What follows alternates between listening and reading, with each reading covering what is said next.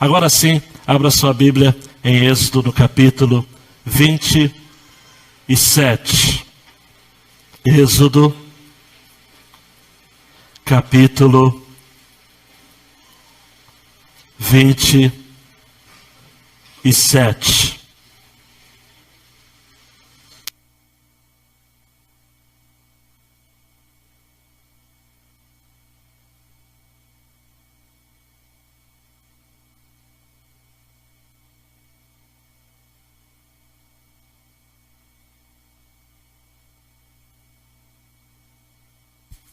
Ô Tuane, antes de eu ler o texto, tem como soltar aquele vídeo? Para relembrar alguns detalhes do tabernáculo, ok? Pode desligar essas luzes. Tem uma música também ao fundo, para dar aquele clima bem sacro. Pode soltar, por favor.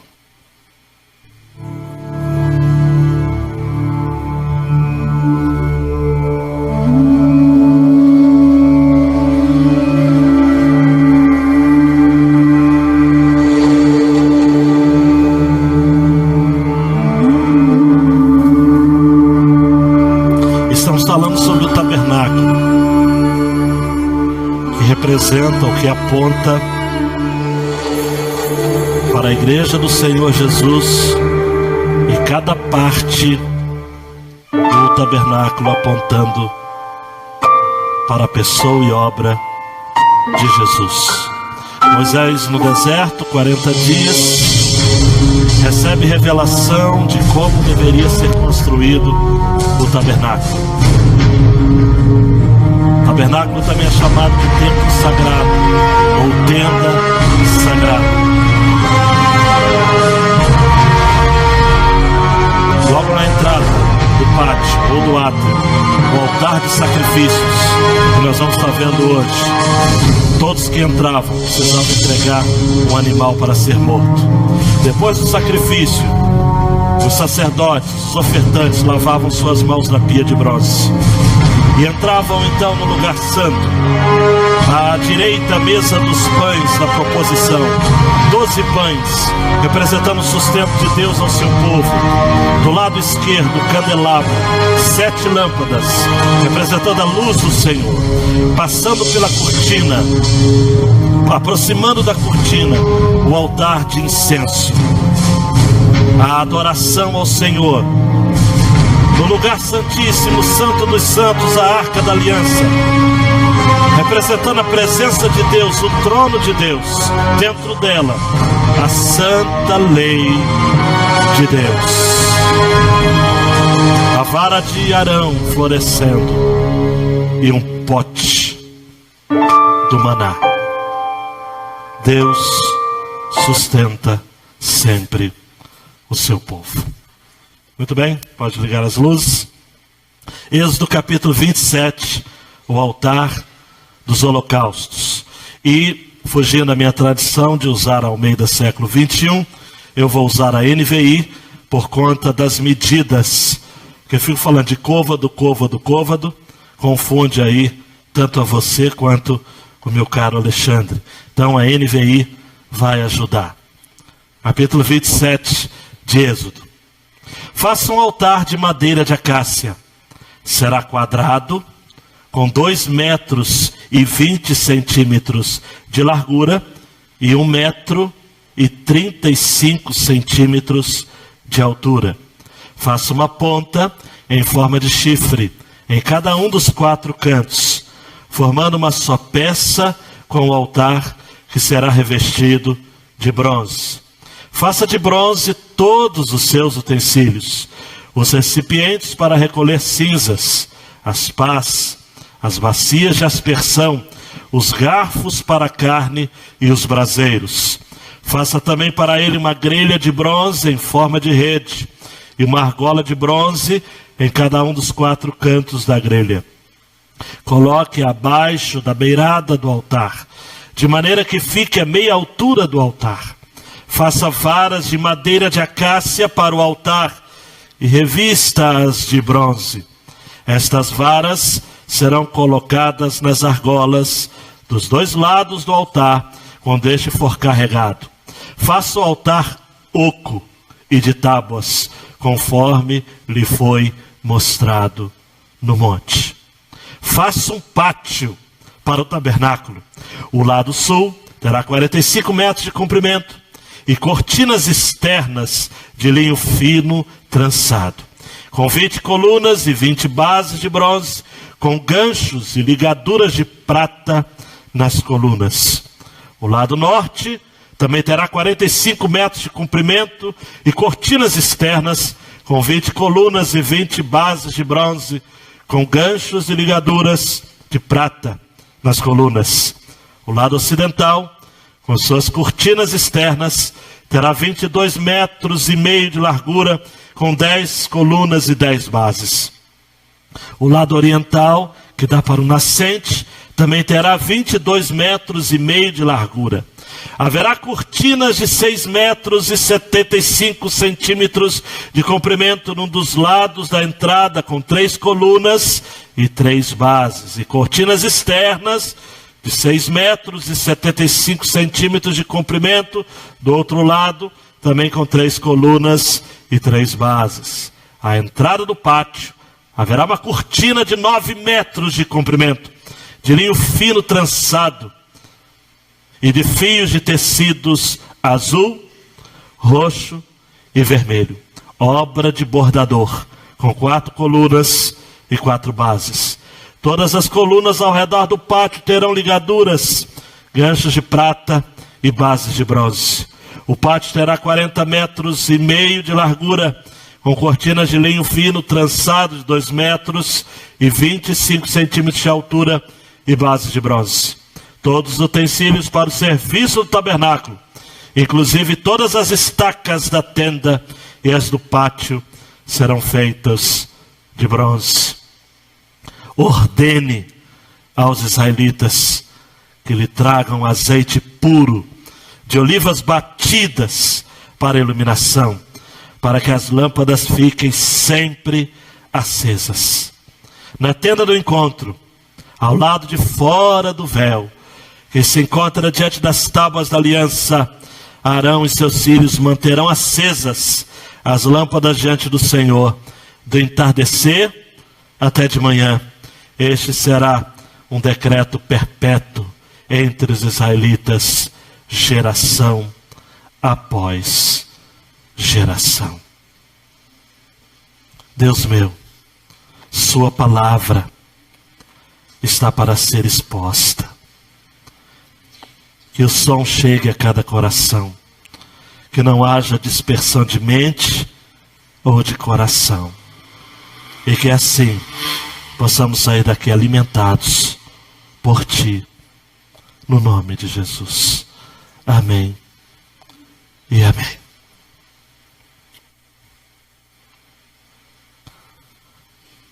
Um parênteses rápido. Pastor André está em Monsuaba.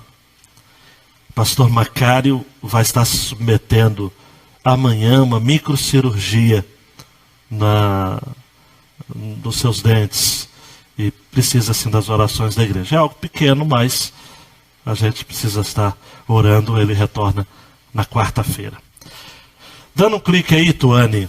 Deus quer habitar em meio ao seu povo. Esse é o altar do holocausto, ou altar de bronze.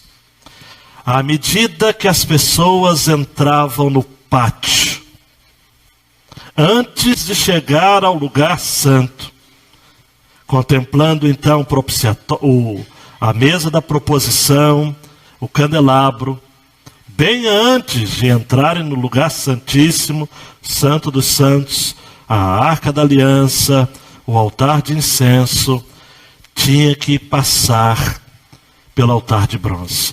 Então o altar de bronze era o primeiro ponto, a primeira parada de todo adorador.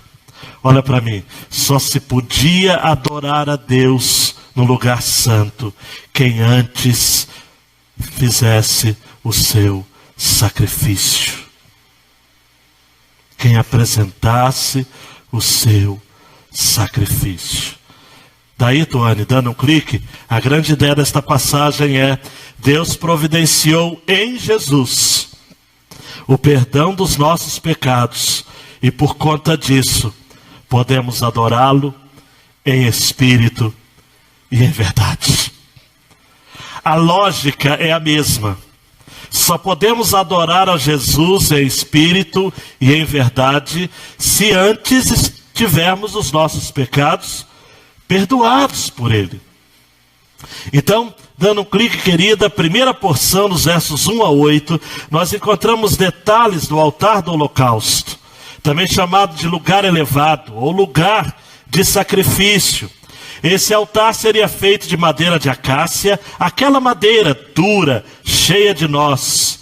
Deveria ser quadrado, com 2,25 metros de largura e comprimento, por 1,35 de altura, revestido de bronze. É interessante, não era de ouro, como a Arca da Aliança, como o altar de incenso, mas era de bronze. O bronze, na Bíblia, significa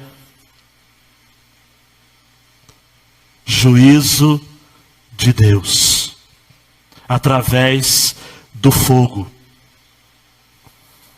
Nós cremos, amados e amadas, de que a primeira coisa a ser vista, depois de entrar no átrio, e o átrio então havia uma porta que era chamada de lugar da decisão, o altar seria então o lugar da rendição, da aceitação. E todos deveriam ser aceitos mediante o sacrifício de um animal perfeito e vivo. Levítico 1, 2 a 4. Fala aos filhos de Israel e diz-lhes: quando algum de vós oferecer oferta ao Senhor, oferecerá sua oferta de gado, isto é, de gado, vaca ou de ovelha. Se a sua oferta for holocausto de gado, oferecerá macho sem defeito. A porta da tenda da congregação oferecerá de sua própria vontade perante o Senhor, e porá sua mão sobre a cabeça do holocausto, para que seja aceito a favor dele para a sua expiação, para o seu perdão eficaz. Preste atenção, amados, que ninguém deveria se apresentar diante do Senhor sem trazer um sacrifício, um animal perfeito, um animal macho. E antes mesmo de submeter o animal ao sacrifício, deveria ser imposto a mão sobre este animal, cada ofertante, para que simbolicamente os pecados de cada adorador estivessem sendo passados para o animal, ou o gado, ou a ovelha. A vítima tinha o seu sangue derramado em volta do altar,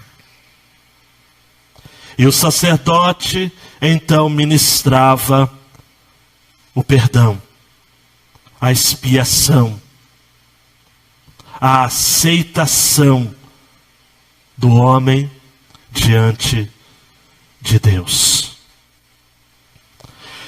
Na quinta-feira passada eu disse de que o sangue é a moeda do mundo espiritual. Em todas as religiões do mundo sempre há sacrifícios de sangue.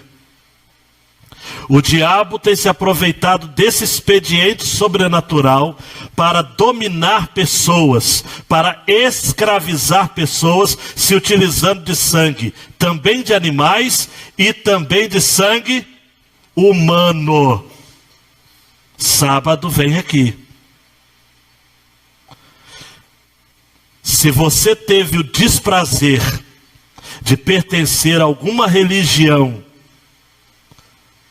de ordem maligna, oculta, você sabe do que eu estou falando. Sacrifícios que envolvem sangue. E o princípio bíblico, amados, é de que sem derramamento de sangue não há salvação. Então esse altar de holocausto estava na realidade, presta atenção, apontando para aquilo que Jesus iria fazer. Ele, o Cordeiro de Deus que foi morto e derramou o seu sangue pelos nossos pecados. João Batista, certa feita, encontra Jesus e diz acerca dele: eis o Cordeiro de Deus que tira o pecado do mundo. Cerca de 400 anos antes do nascimento de Jesus, Isaías vai estar dizendo, Isaías 53, 7, ele foi oprimido, afligido, mas não abriu sua boca, como um cordeiro que, levado ao matadouro, como a ovelha muda perante os seus tosqueadores, ele não abriu a sua boca. Pedro vai escrever a sua carta, 1 Pedro 1, 18 a 20, dizendo: sabendo que não foi com coisas corruptíveis como prata ou ouro, que fostes resgatados da vã maneira de viver, que por tradição recebestes dos vossos pais, mas com o precioso sangue de Cristo, como de um cordeiro imaculado e incontaminado, o qual na verdade em outro tempo foi conhecido ainda antes da fundação do mundo, mas manifestado nesses últimos tempos por amor de vós. O sangue é a moeda do mundo espiritual. Por isso que não adianta, amados e amadas, querermos algum tipo de favor de Deus por meio de coisas corruptíveis como a prata ou ouro. Ninguém, por mais rico, bem influente que seja, pode comprar a sua salvação. Pode pagar a sua delação, mas não pode conquistar a sua salvação. No mundo espiritual tem de haver sangue. Para uma salvação perfeita tem que haver a morte de um ser perfeito. Preste atenção, de um cordeiro perfeito, imaculado, incontaminado, usando a expressão de Pedro. E olha para mim, Pedro fala uma coisa aqui que confunde quem lê a Bíblia assim meio que abruptamente, né? O qual, na verdade, em outro tempo foi conhecido, ainda antes da fundação do mundo, mas manifestado nesses últimos tempos por amor de vós. O sangue de Jesus derramado na história já havia sido derramado na meta-história. Confuso? É o que a Bíblia diz. Jesus nasceu para morrer. E a sua morte trouxe salvação para aqueles que foram escolhidos pelo Pai antes da fundação do mundo. É isso que o texto quer dizer. O texto quer dizer que o sangue de Jesus não foi suficiente para a salvação. Suficiente não, foi eficiente. Nenhuma gota do sangue de Jesus foi em vão.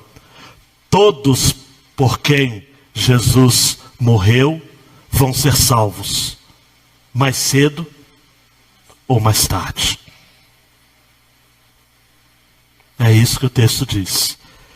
O qual, na verdade, em outro tempo foi conhecido, ainda antes da fundação do mundo, mas manifestado nesses últimos tempos, por amor de vós. O altar do tabernáculo representava mais do que possibilidade, mas a efetividade da nossa propiciação, do nosso perdão dos pecados. Eu não sei se você já teve essa curiosidade de contar, mas na Bíblia, 585 vezes, ela nos fala sobre a ira que Deus tem contra o pecado. Se existe algo que não tem conversa para Deus, é o pecado. Não tem conversa. Com o pecado, Deus não dialoga. Com o pecado, Ele não habita. A repugnância de Deus para com o pecado é tão grande, que quando seu Filho perfeito carregou nos seus ombros os nossos pecados, o que Deus fez? O que Deus fez? Virou as costas para o seu Filho. a ponto de Jesus na cruz clamar: Deus meu, por que me desamparaste? A ideia é que não há compatibilidade, presta atenção, entre Deus e o pecado. Por isso, para satisfazer a ira justa de Deus em relação ao nosso pecado, veio Jesus para receber os nossos pecados. Eu não sei se isso vai dar um nó na sua cabeça, mas os nossos pecados de antes, de agora e de depois. E os nossos pecados então foram concentrados em Jesus, a ponto de sermos justificados por Ele, santificados por Ele, e chegará um tempo que seremos glorificados com Ele. Por isso que o autor aos Hebreus vai dizer, Hebreus 2,17, por isso convinha que em tudo fosse semelhante aos irmãos, para ser misericordioso e fiel, sumo sacerdote naquilo que é de Deus, para expiar os pecados do povo. Olha para mim, que povo? Que povo? Do povo dele. Do povo dele. 1 João 2,2 vai estar dizendo: e ele, Jesus, é a propiciação pelos nossos pecados, e não somente pelos nossos, mas também pelos de todo o mundo. E todo mundo aqui não significa todo mundo de todas as pessoas, mas de todas as pessoas do mundo, sem acepção de pessoas. É aquilo que Apocalipse vai estar dizendo: povos, tribos, línguas e nações foram compradas para Deus através do sangue de Jesus. Amados e amadas, no tanque do holocausto, no altar do holocausto, estava ali, prefigurado, a obra de Jesus, que foi julgado em nosso lugar, para nos oferecer purificação constante e presente, a fim de que, passando pelo altar do holocausto, fôssemos aceitos por Deus, o Pai. Hebreus 9,12. Nem por sangue de bodes e bezerros, mas por seu próprio sangue, entrou uma vez no santuário, havendo efetuado uma eterna redenção. E ainda, Hebreus 9,26. De outra maneira, necessário lhe fora padecer muitas vezes, desde a fundação do mundo. Mas agora, na consumação dos séculos, uma vez se manifestou para aniquilar o pecado pelo sacrifício de si mesmo. No período do deserto, vezes e mais vezes, incontáveis vezes, tinha que se prestar sacrifícios. Volta a tela, minha querida, para mostrar só a foto de novo do altar do holocausto. O fogo praticamente era ininterrupto. Os sacrifícios eram feitos constantemente, todas as vezes. Em Jesus agora não há mais necessidade de termos tantas vezes assim acesso ao processo de expiação. Que diz o texto, amados, agora na consumação dos séculos, uma vez, repita comigo, uma vez, se manifestou para aniquilar o pecado pelo sacrifício de si mesmo. De uma vez por todas. De uma vez por todas. 2 cliques aí, Tuane, por favor, para a gente pegar o segundo ponto. o átrio, o pátio do tabernáculo. Antes de entrar na tenda do lugar santo, do lugar santíssimo, havia o átrio, o pátio. Nesse pátio era formado de cortinas diversas, cortinas de linho fino, que simbolizavam a retidão, a pureza, os atos de justiça. O versículo 16 é central, porque havia uma porta na entrada do átrio. E diz o texto no versículo 16: na entrada do átrio haverá uma cortina de 20 côvados. Quanto que dá 20 côvados? 9 metros de comprimento. De tecido azul, apontando para Jesus, ele veio do céu. Púrpura, apontando para Jesus, ele é rei. Carmesim, apontando para Jesus. Se a gente somar azul com púrpura, unir essas duas cores, dá carmesim, sinal do sacrifício de Jesus por nós. Linho fino, torcido.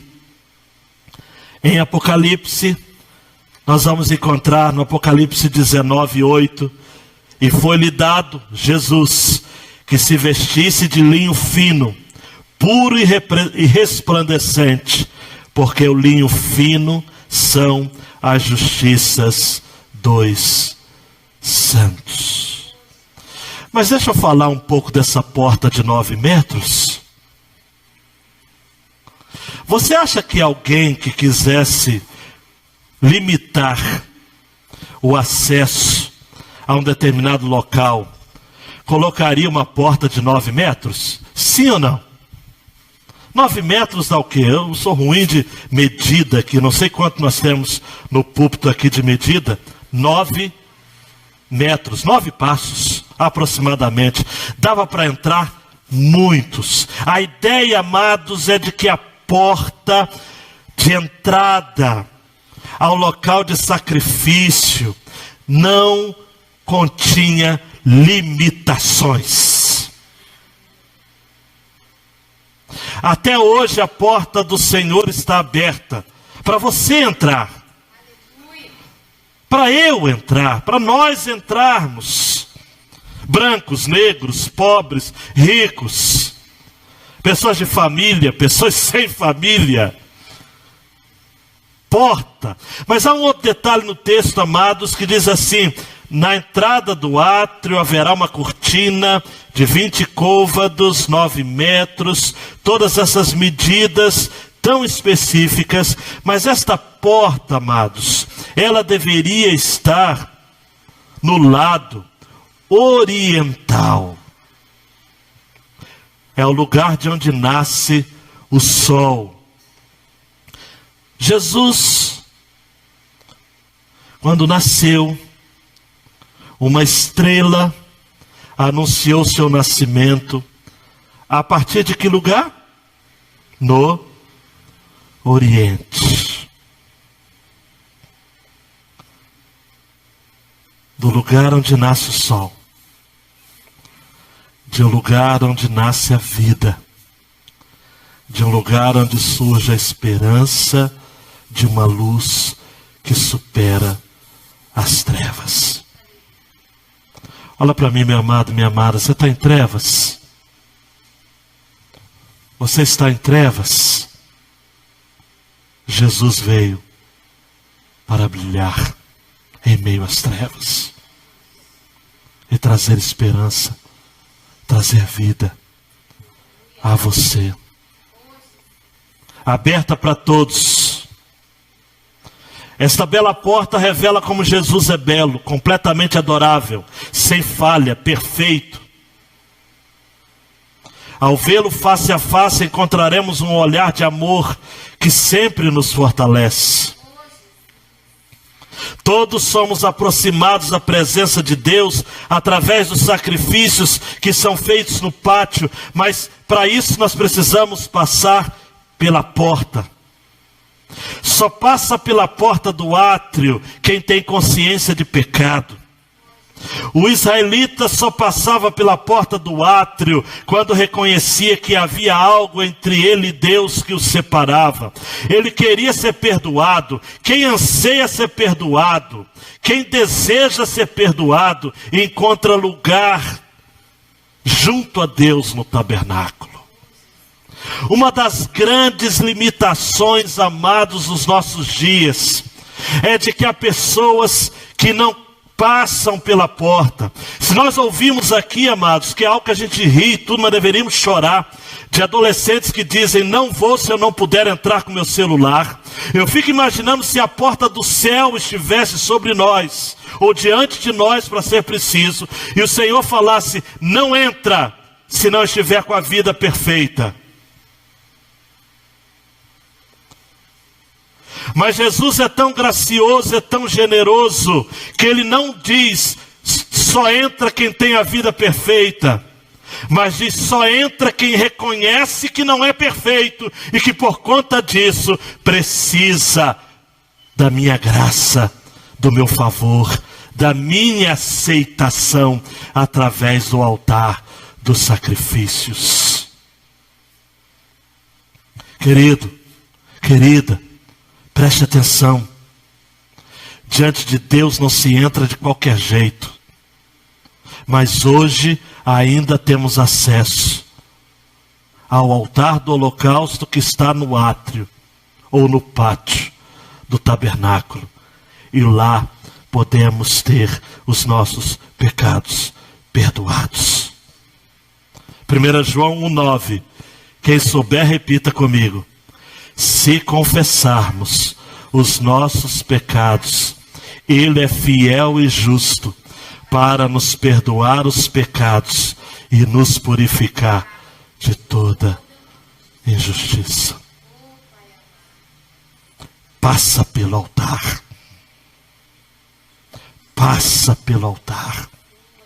Agora olha para mim, amados. Passar pelo altar queima, viu? Mas purifica. Incomoda, mas vivifica. Nós estamos vivendo, olha para mim, amados, um tempo tão difícil, que está até difícil a gente chamar a atenção das pessoas visando o bem. Todos têm razão.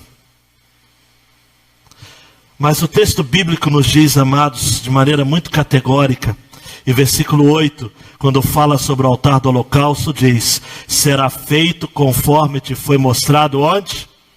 No monte. Segura na cadeira aí. As coisas de Deus ou para Deus devem ser feitas do jeito de Deus. Não adianta, não tem jeitinho. Não tem, eu vou passar pelo altar do tabernáculo, do holocausto. Eu não preciso, eu posso passar direto. Eu posso lavar minhas mãos na pia de bronze. Eu posso entrar de qualquer jeito. De qualquer jeito não dá. De qualquer jeito não dá.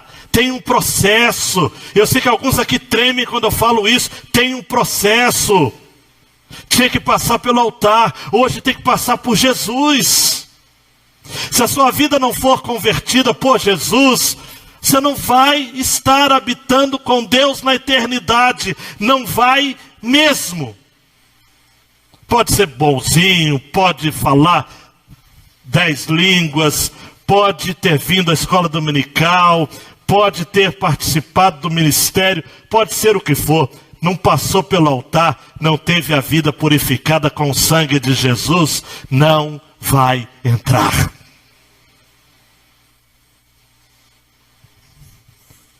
Não tem jeitinho. Não. Terceira porção fala sobre a iluminação do tabernáculo. Preste atenção aqui comigo. Não estava às escuras. Havia uma lâmpada que era acesa continuamente. E ordenarás aos israelitas que te tragam azeite puro de oliva Interessante, azeite puro de oliva. Estudando essa semana, descobri que azeite de oliveira batido era uma referência ao método de produção. O mais puro azeite, as azeitonas eram levemente batidas com varas para produzir variedade de azeite. Não eram jamais completamente amassadas, como na produção de azeites de qualidade inferior. Olha só que coisa tremenda. O azeite levemente batido com vara produzia azeite puro, batido. Azeite que as azeitonas eram completamente amassadas, era azeite de qualidade inferior. Eu estive no Chile e tive a oportunidade de visitar uma plantação de azeitonas para fins de se fazer azeite. Uma cidade chamada Arica, ao pé das montanhas ali, do deserto do Atacama. Tudo deserto, nada de vida. Deserto significa nada de vida. Mas ao longe, enquanto o carro se aproximava, ao sopé das montanhas, amados, era uma visão lindíssima. Ao sopé das montanhas, o verde das azeitonas. Um trabalho meticuloso, feito com cuidado. E o azeitona, quanto melhor tratada, melhor é o vinho. Dá até para beber um cálicezinho, o azeite. Um cálicezinho de azeite. Esse azeite puro batido deveria ser usado para iluminar o tabernáculo. Arão e seus filhos a manterão acesa diante do Senhor. Tudo teria de funcionar bem. E eu, quando estava preparando essa mensagem, o Espírito Santo me levou a pensar em azeite. Oh, glória! O azeite. E o azeite na Bíblia é símbolo do Espírito Santo de Deus. Aleluia. E eu me vi então me transportando com os irmãos pentecostais ao azeite do Espírito. Falta azeite na sua lamparina, meu irmão. Mas eu me lembrei da parábola que Jesus contou em Mateus 25, 1-4. O reino dos céus é semelhante a 10 virgens, que tomando as suas lâmpadas saíram ao encontro do esposo. 5 delas eram prudentes e 5 loucas. As loucas, tomando as suas lâmpadas, não levaram azeite consigo, mas as prudentes levaram azeite em suas vasilhas com as suas lâmpadas. Quem conhece o restante da história? Todas dormiram, as loucas e as prudentes. De repente, perto de meia-noite, se ouve o alarido: o noivo chegou. Todas pegam as suas lâmpadas, vão ao encontro do noivo. Chegando lá, as prudentes participam da festa, porque tinham azeite nas lamparinas. As loucas ficam batendo. Deixa a gente entrar. E alguém diz: tem azeite? As lâmpadas estão acesas. Vão para os mercados. Tentem comprar.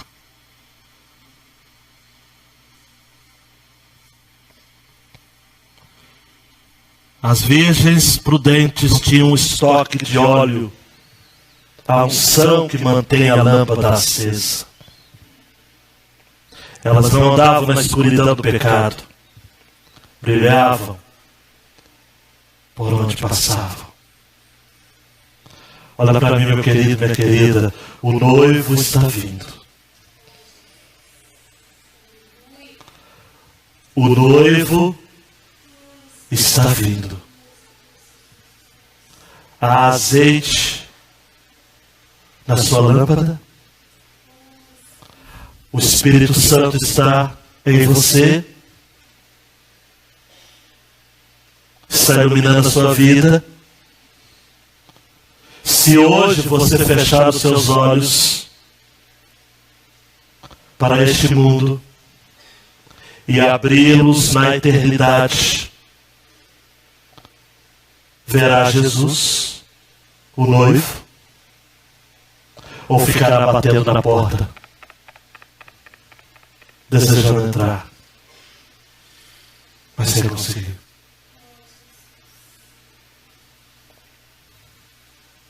É sério.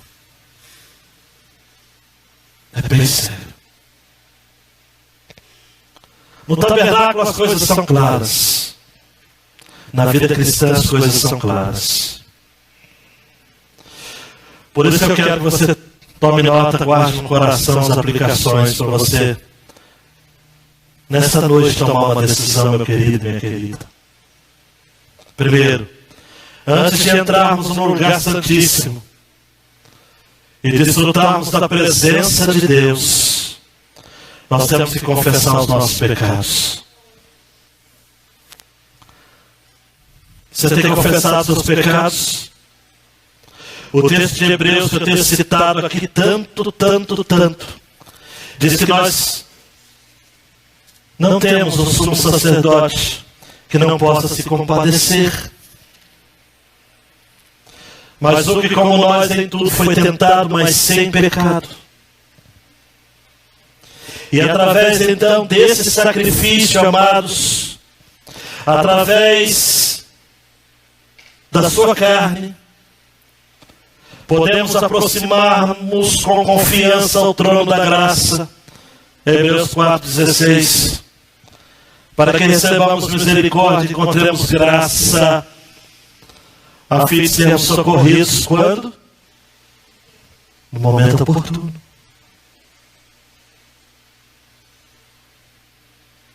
Nosso sacerdote se compadece. O nosso sumo sacerdote se compadece. Nele você encontra misericórdia e graça. Qual a diferença entre misericórdia e graça? Misericórdia é um aspecto negativo. Deus não lhe dá o que você merece. Graça tem um aspecto positivo. Ele lhe dá o que você não merece. Graça e misericórdia em Jesus. A segunda aplicação: não basta nos encantarmos e nos comovermos. Precisamos reconhecer os nossos pecados e ter Jesus, o nosso Cordeiro, como nossa justiça. Paulo vai dizer em 2 Coríntios 5:21, aquele que não conheceu o pecado, o fez pecado por nós, para que nele fôssemos feitos justiça de Deus.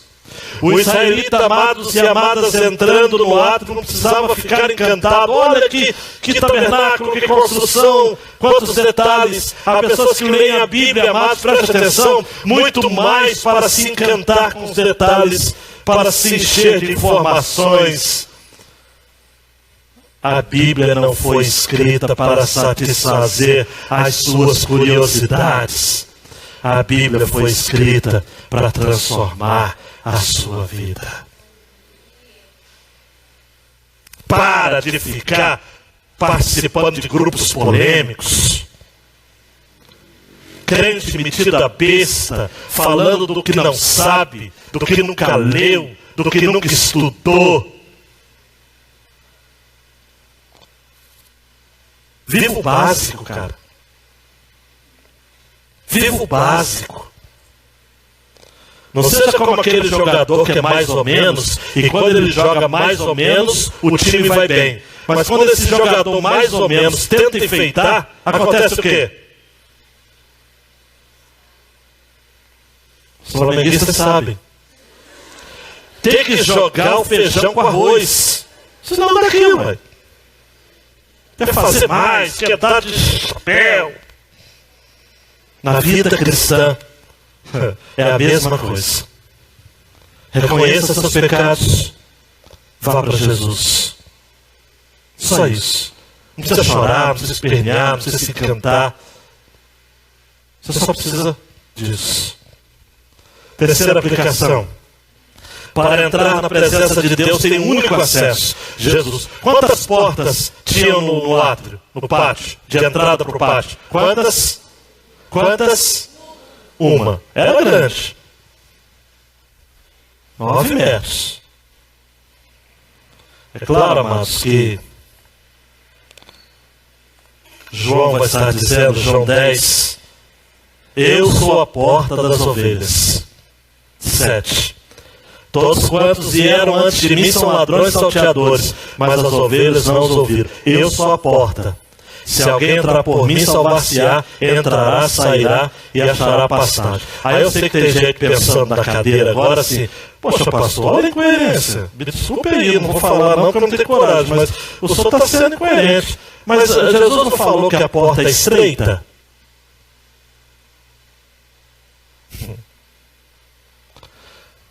Quando eu estou falando que a porta é larga, eu estou falando que ela é larga na dimensão, na figura, de que ela está aberta para qualquer pessoa. Qualquer tipo de pessoa. É a ideia de Êxodo.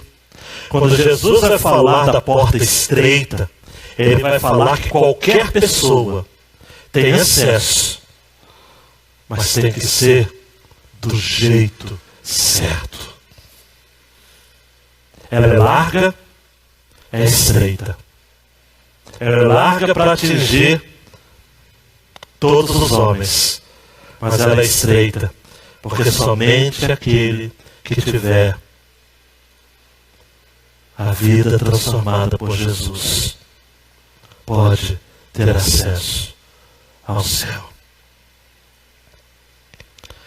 Mais uma aplicação. O Espírito Santo é o nosso amigo mais excelente, é o nosso ajudador, conselheiro, consolador. Ele é o azeite que não pode faltar na nossa vida. Ele é aquele que nos convence do pecado, da justiça e do juízo. Eu gosto muito daquela canção que diz, Espírito Santo, vem interceder por mim. Ele é um intercessor. Aquele que recolhe as suas orações e interpreta para o Pai. Porque eu e você não sabemos orar como convém. Eu fico imaginando, amados, o azeite, o Espírito Santo de Deus, aquilo que nós o temos por graça, por favor também. Aquele que não nos desampara, aquele que não nos desassiste jamais. No Novo Testamento é chamado do grego de paráclito, que significa aquele que pleiteia a causa de outro alguém. É um intercessor. E por fim, a porta ainda está aberta. E você pode entrar. A placa não é mais entrada proibida, mas acesso permitido. Hebreus 10, 19 a 23.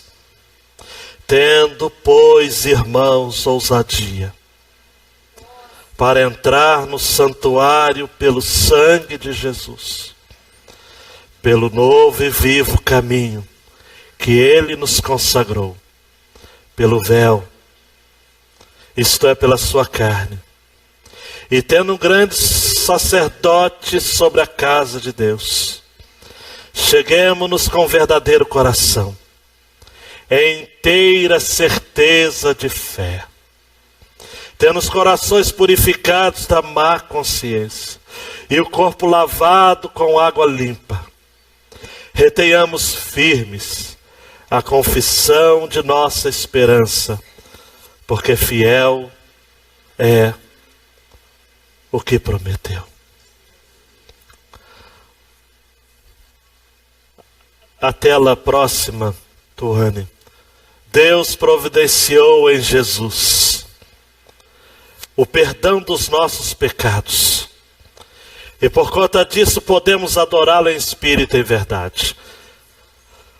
Mas olhe para mim, às vezes nós achamos que está tudo perdido, sim ou não? Você já passou por isso? De achar que aparentemente não está valendo a pena?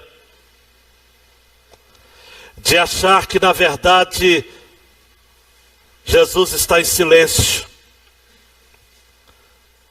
De questionar a própria graça e o favor dele? De não senti-lo mais?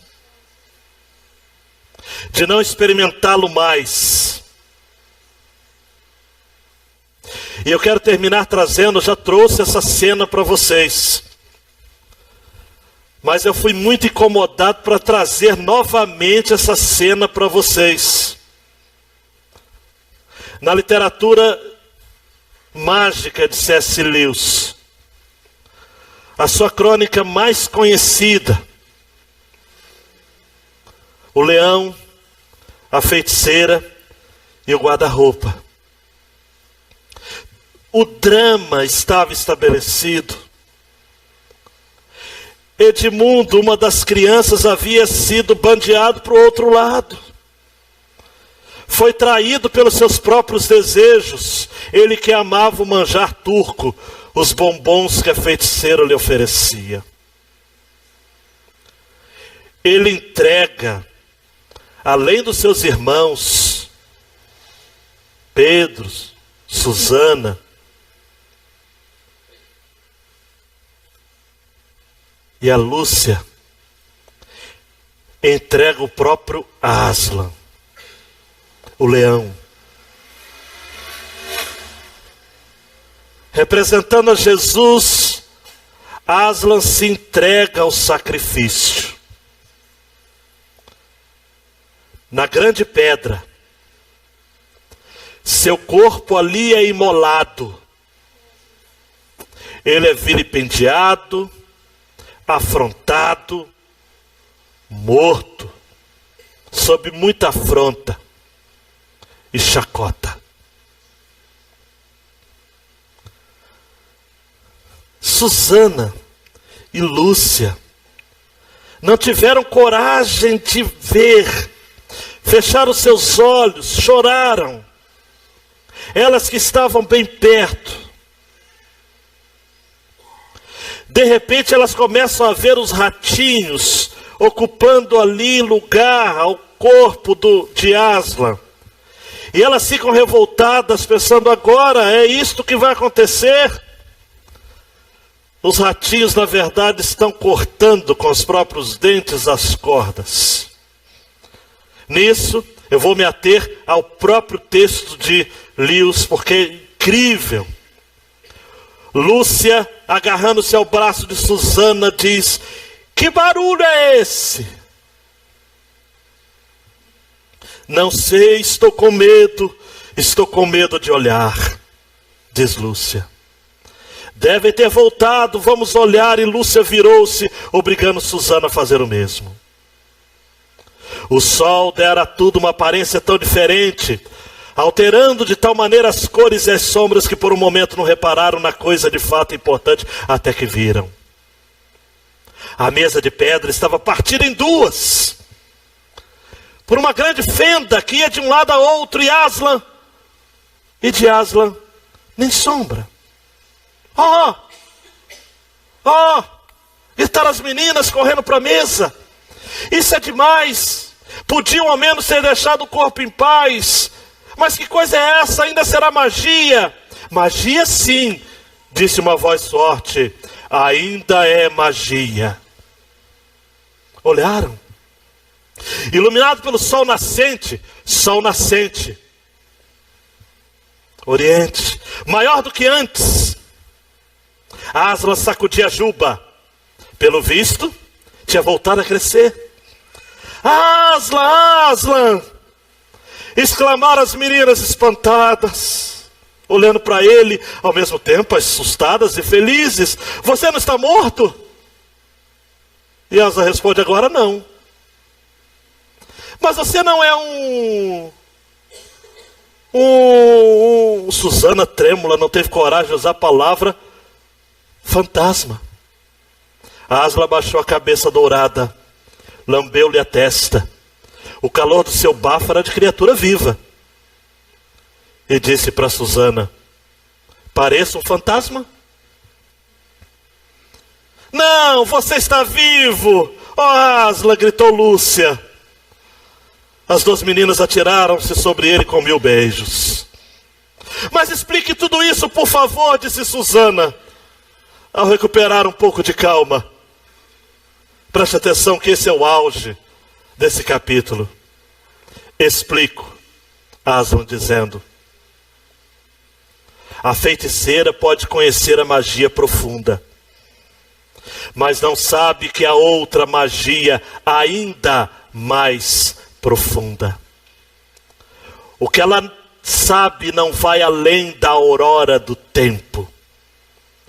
Mas se tivesse sido capaz de ver um pouco mais longe, de penetrar na escuridão e no silêncio que reinam antes da aurora do tempo, teria aprendido outro sortilégio. Saberia, preste atenção, que se uma vítima voluntária,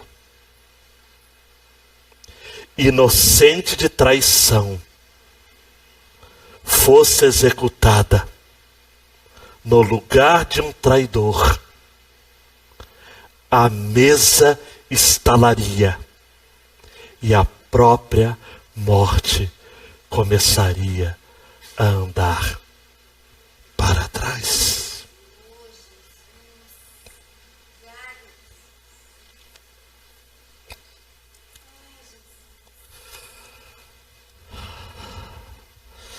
Se uma vítima voluntária, inocente de traição, fosse executada no lugar de um traidor, a mesa estalaria e a própria morte começaria a andar para trás.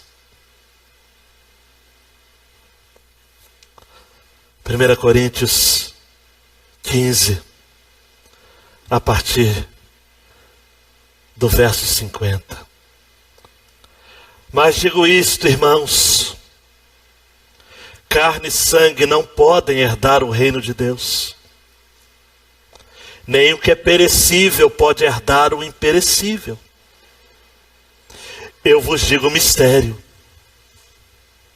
nem todos iremos falecer, mas todos seremos transformados no momento, no abrir e fechar de olhos, ao som da última trombeta.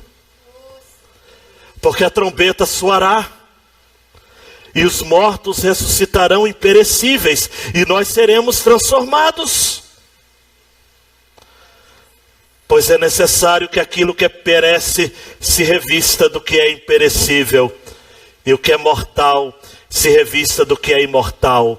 Mas quando o que perece se revestir do que é imperecível, e o que é mortal se revestir do que é imortal, então se cumprirá a palavra escrita: a morte foi engolida pela vitória.